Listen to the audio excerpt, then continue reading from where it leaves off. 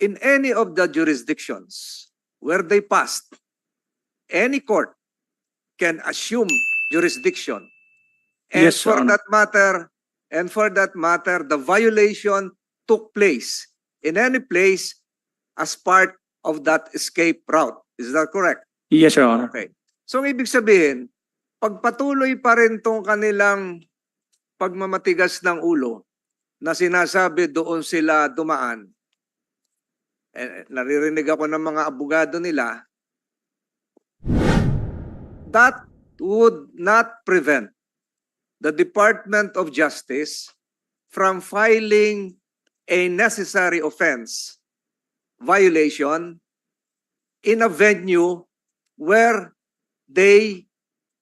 which is part of their escape route. And I'm saying this, perhaps in the confines and convenience of their present detention facilities, akala nila safe na safe sila. Paano kung i-file nyo yung kaso nitong sinabi kong isa, yung sa continuing offense? Final nyo sa Sulu, RTC.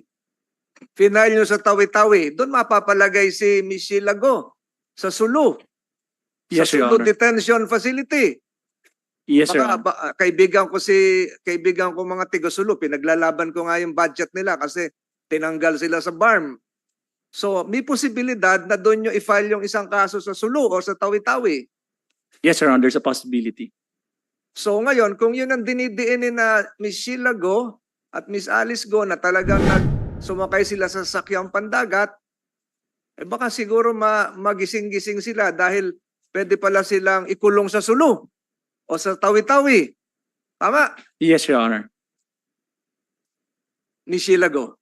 Sabi ko, hindi ako magtatanong sa inyo eh. Talaga ba sumakay kayo sa mga sasakyang pandagat? Opo. Narinig mo yung sagot ng prosecutor. Hindi ko masyado po intindi. Mas malapit ka kaysa sa akin. Di ba, Le? So, tanungin ko na lang si Miss Alice Go. Narinig mo po yung tanong ko?